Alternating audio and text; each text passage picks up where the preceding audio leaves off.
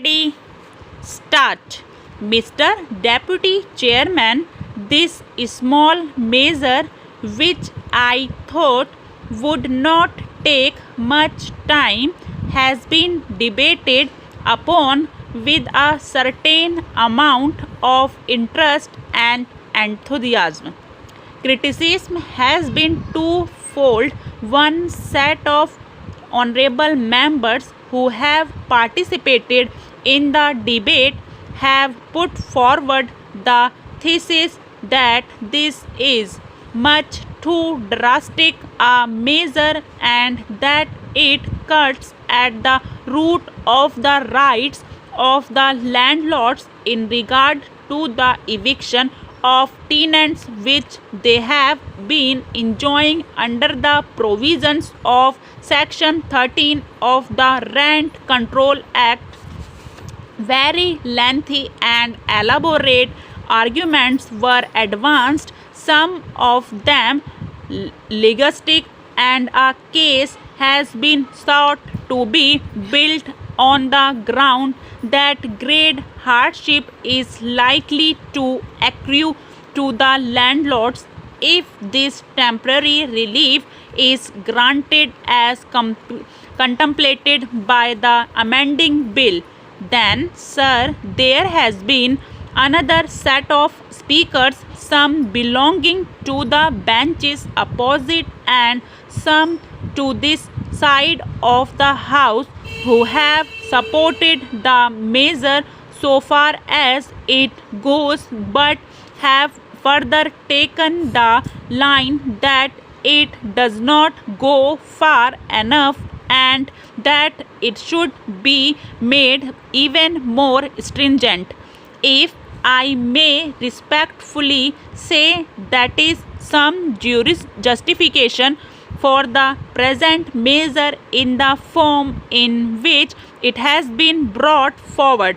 These violent reactions, one way or the other, do indicate that there can be a violent difference of opinion and difference in approach when dealing with a problem of this nature, and from the very nature of circumstances, a certain amount of balanced approach has to be brought about so that the hardship to which the tenants may be exposed may be minimized, and at the same time the genuinely difficult cases of landlords may not be covered by this temporary protection.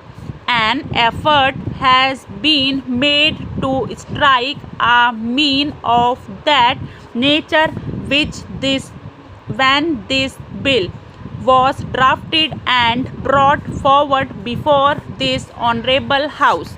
The argument that has been put forward by the set of honorable members who I may describe as pro-landlord group has been that under Section 13 of the Parent Act, after obtaining the decree, the landlord will not be entitled to execute it, or if he brings forward a suit, he will not succeed, and that would lead to a great deal of hardship to the landlord.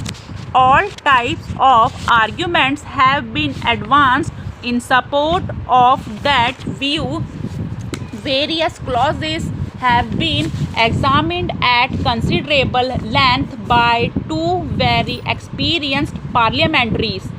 They have posed a question and asked for justification of this temporary relief with regard to the cases which are covered by those clauses.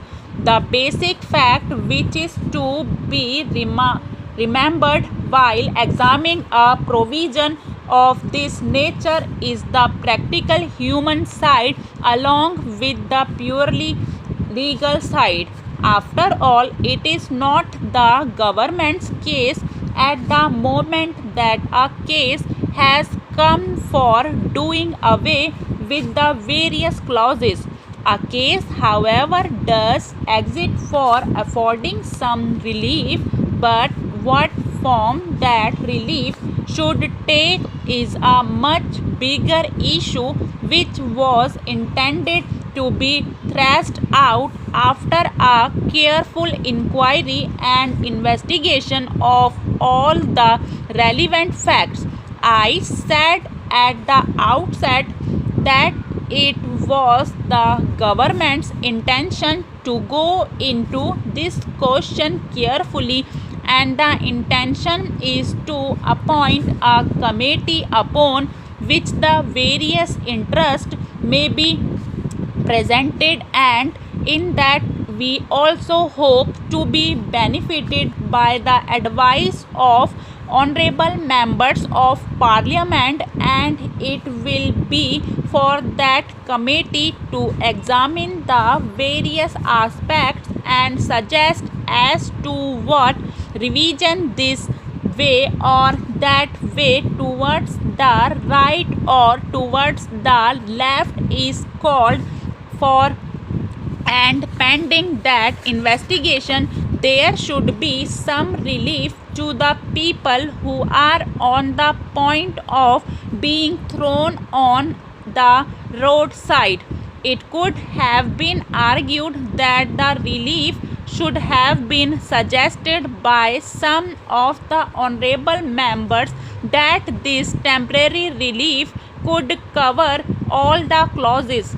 Well, there may be some force in that, but it is a question of balancing the inconvenience caused to the group as compared to the other, and in the judgment of government it was considered that if this selection is made and those cases are only brought within the purview of the present amending bill, whereby the landlord is not put to any real hardship, then it will be a case really for giving relief to the tenant. Now, if these clauses are examined, they will be grouped broadly under one or two categories. The position in Delhi as it obtains today is that the price of land has increased considerably. My honorable friend who sits on semi-opposition benches made out a case of imaginary hardship for the residents of Delhi. He said lakhs and lakhs of refugees have come down here and they have caused a lot of inconvenience and hardship to the old residents of Delhi. Well, some hardship may also be caused, but he conveniently forgets that it is the resident of Delhi who is the owner of small buildings. Stop.